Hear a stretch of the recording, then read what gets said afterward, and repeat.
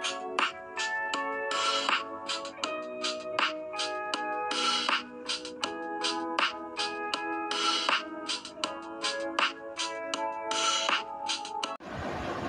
Hello guys and welcome back to our channel GSSR classes class 12। So आज नवे topic का हम आगाज़ करने जा रहे हैं। हमारा सोल्यूशन चैप्टर ऑनगोइंग है, ठीक है। उसमें आज हम करने जा रहे हैं रोड फ्लो।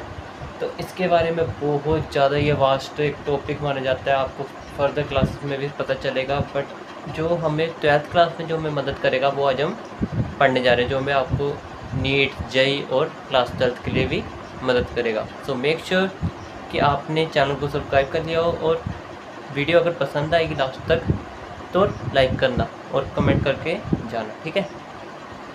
तो इसकी डेफिनेशन देख लेते हैं। पहली बात कि ये जो डेफिनेशन है ये मैंने आपके एक नंबर बेस्ड के लिए बनाई है कि आपको अच्छे तरह से नंबर मिल जाए कि कहीं पे नंबर कटे ना, ठीक है। बाकी रही समझाने वाली बात, समझाने के लिए मैं आपको आराम से एक लेमन लैंग्वेज में समझाने जा रहा हूँ, ठीक है। चलो करते हैं शुरू। So Rolle's law states that the partial vapor pressure of each component in an ideal mixture of liquid is equal to the vapor pressure of each component in an ideal mixture of liquids is equal to the vapor pressure of the pure component multiplied by its mole fraction of mixture। बहुत लंबा था, ये बस लिखने के लिए। अब आओ कि मैं क्या तुम्हें समझाना चाहता था। हाँ जी, तो मैं आपको क्या यहाँ पे मैं आपको क्या समझाना चाहता था, ये यहाँ से जिस चीज़ को समझ आ गया तो वो अच्छी बात है, कमेंट कर देना कि हमें समझ आ गया। अब देखो, eight a given temperature, road flow में क्या बोलता है, eight a given temperature volatile liquids के लिए, ये एक अच्छा वर्ड है, इसको याद रखना, वॉलेटाइल, भूलना मत इसको, volatile. So for a solution of volatile liquids, the partial vapor pressure of each component, the partial, यहाँ से देखना, यहाँ से the partial vapor pressure of each component, क्या, the partial vapor pressure of each component in the solution is equal to the माफी जानना, क्या लिखा है यहाँ पर हमारे पास, यहाँ पर equals to the product of the pure form and their mole fraction. ये बात याद रखना हमेशा कि जब भी हमारे पास कुछ भी, जैसे किसी के भी ऊपर ऐसे डॉट लगाओ या फिर, है ना, ऐसा कुछ लगाओ, तो इसका मतलब ये उसकी क्या होगी, प्योर फॉर्म होगी, ठीक है। ऐसे हमारे पास कुछ भी हो सकता है, कोई भी हमारे पास दिया जा सकता है, ठीक है। ऐसे अगर हम इसके अगर दो ले लें, एक हमने ये कंपोनेंट ले लिया, एक हमने ये कंपोनेंट ले लिया, दोनों के हमने प्योर फॉर्म और मोल फ्रैक्शन को क्या कर दिया, मल्टीप्लाइड कर दिया, ठीक है। जो हमें रोड साफ कहते हैं, जो हमें रोड फ्लो कहते हैं, ठीक है। अब देखना, जब हमने एक सोल्यूशन में इन दोनों को, जब हमने इसको ऐड किया, दोनों के वेपर प्रेशर को जब हमने इसको ऐड किया, तो इसको हमने खोल दिया, इसको हमने एक्सटेंड जब किया तो ये हमारे पास आ चुका है। अब हमने एक चीज़ स्टडी की है जो कि बहुत इम्पोर्टेंट है, कि जब दो कंपोनेंट्स का मोल फ्रैक्शन को जब हम सम अप करते हैं तो उसका सम क्या आता है, इज इक्वल्स टू 1 पे, ठीक। तो अब जैसे यहाँ पर XA था, ठीक है, मोल फ्रैक्शन ऑफ A कंपोनेंट था। अब अगर हम यहाँ पर इसको क्या लिख सकते हैं, कुछ ऐसा लिख सकते हैं, इसको लिख सकते हैं ना। तो यही चीज़ हमने यहाँ पर करी है, ठीक है। करके ये हमारे पास कुछ ऐसे बनकर आ गया, ठीक है। क्लियर है, एक और देख लो शुरू से, क्लियर है सबको। चलो, वो तो बात रही हमारे पास किसकी, वॉलेटाइल सॉल्यूट्स की, ठीक है। अब आ जाते हैं हम नॉन वॉलेटाइल सॉल्यूट्स पे, ठीक है। अब वॉलेटाइल क्या होते हैं और नॉन वॉलेटाइल सॉल्यूट्स क्या होते हैं, जल्दी से मेरे को कमेंट करके बता देना ये क्या होते हैं। जिसको अगर पता होगा तो ठीक, नहीं पता होगा तो मेरे को कमेंट कर देना, मैं इसके एक अलग से शॉर्ट वीडियो बना दूंगा, ठीक है। तो चलो, so at a given temperature the vapour pressure of a solution containing non volatile solute is directly proportional to the mole fraction of the solvent. कुछ नहीं करना भाई, जो हमें जो पहले दिया हुआ था ना, जो हमने पहले जो निकाला था वेपर प्रेशर का, उसमें हमने जो प्योर फॉर्म थी उससे हम क्या कर देंगे, नीचे कर देंगे, ठीक है, उसे हम क्या कर देंगे, नीचे शो कर देंगे इसको, ठीक। और यहाँ पर हमारे पास क्या आ जाएगा, मोल फ्रैक्शन आ जाएगा। सो अब हमने इसमें क्या कर देना है, यहाँ पर एक हमारे पास एक कंसेप्ट आता है, देखना कि हमने यहाँ पर इसमें से वन में से इन दोनों चीज़ों को क्या कर देना है, माइनस कर देना है, ठीक है। वन में से बोथ साइड से इन दोनों को क्या कर देना, माइनस कर देना। तो हमारे पास कुछ ऐसा सा बनकर रेडी हो जाएगा। ये फिर से आ गया हमारे पास वही क्या, mole fraction of A plus mole fraction of B is equals to 1। पढ़ा था ना हमने ये भी, ठीक है। तो ये आ गया।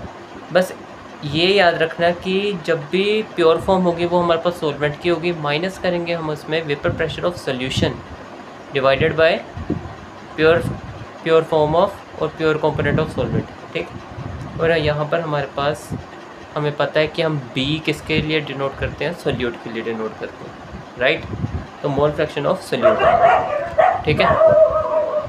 तो चलो भाई, एक लगे हाथ इसका एक मोस्ट इम्पोर्टेंट क्वेश्चन कर लेते हैं। इसी में आपको एक मैं पूरे इसका निचोड़ करके मैंने एक क्वेश्चन निकाला है, ये वाला, ठीक है। अगर ये आपने क्वेश्चन समझ लिया तो आपको ये पूरा जितना भी रोड फ्लो है, वोलेटाइल नॉन वोलेटाइल, सब कुछ समझ आ जाएगा, ठीक है। तो चलो शुरू करते हैं इसको थोड़ा ऊपर कर देते हैं, राइट, ठीक। तो हमारे पास क्या है दिया हुआ यहाँ पर हमारे पास, तो अकॉर्डिंग टू रोल्टो हमारे पास पार्शियल वेपर प्रेशर किसके इक्वल होता है, अगर हमने यहाँ पर इसको ए माना तो P A nought mole fraction of A आ जाएगा ऐसे, ठीक है ना। तो सोल्यूट हमारे पास क्या दिया गया है, नॉन वॉलेटाइल दिया गया है ना। सोल्यूट हमारे पास क्या है, नॉन वॉलेटाइल है। तो इन दैट केस हमारे पास प्योर फॉर्म हमारे पास क्या दी गई है, देखना, pure water at this temperature. तो चलो टेम्परेचर का कोई बात नहीं, हमें टेम्परेचर की इसमें कोई ज़रूरत नहीं है, बट हमें यहाँ से क्या पता लग गया कि प्योर हमें फॉर्म दे दी गई है कंपोनेंट की, क्या दी है, 32.8 mm मरकरी Hg, ठीक है।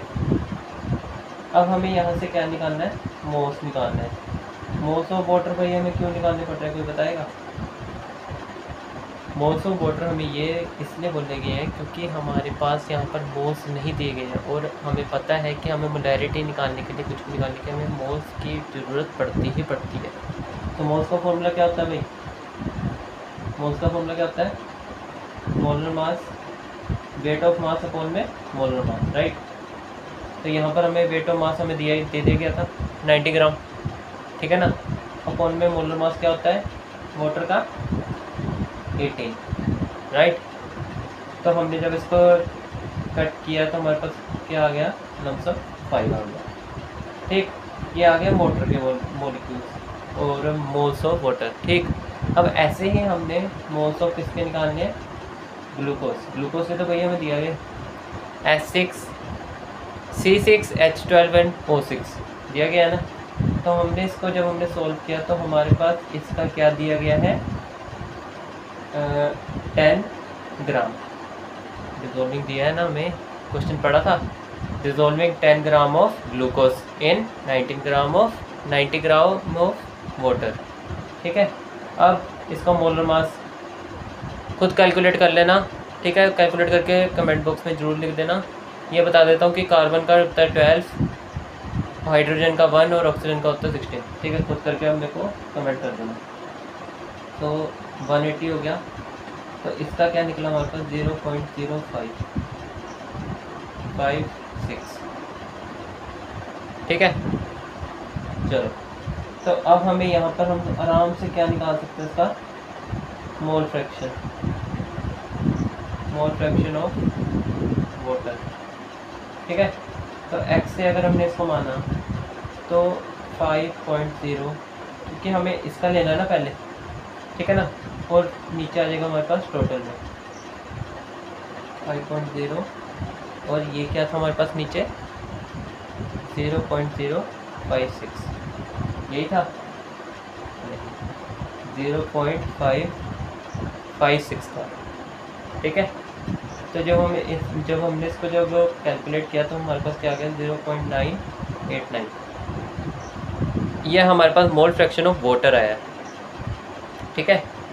तो अब जब हमने पूरा किसका निकालना है, वेपर प्रेशर ऑफ सोल्यूशन, जब हमने इसका निकालना है तो क्या करेंगे हम, जैसे वेपर प्रेशर ऑफ सोल्यूशन हमें क्या दिया गया था, हमने क्या निकाल दिया यहाँ पर, ये एक्स से निकाल दिया।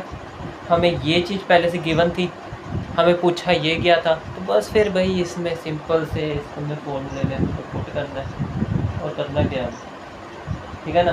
क्या था 32.8 इंटू 0.989, ठीक है। इसको जब सॉल्व करेंगे तो इसका आंसर क्या आ जाएगा हमारे पास 32.44।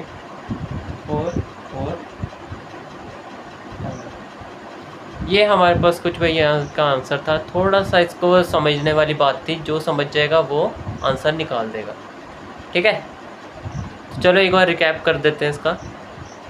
देख लो भाई, एक बार शुरू से देख लो, डेफिनेशन अगर क्लियर होगी तो बता देना, कुछ भी डाउट होगा तो कमेंट बॉक्स में लिख देना। मैं क्योंकि ये सीज़न अब चल चुका है पढ़ाई का, तो अब पढ़ाई करनी है तो मेरे को बता देना। आपके जो भी डाउट्स होंगे मैं उसको क्लियर करने की अपनी तरफ से 100% कोशिश करूँगा, ठीक है।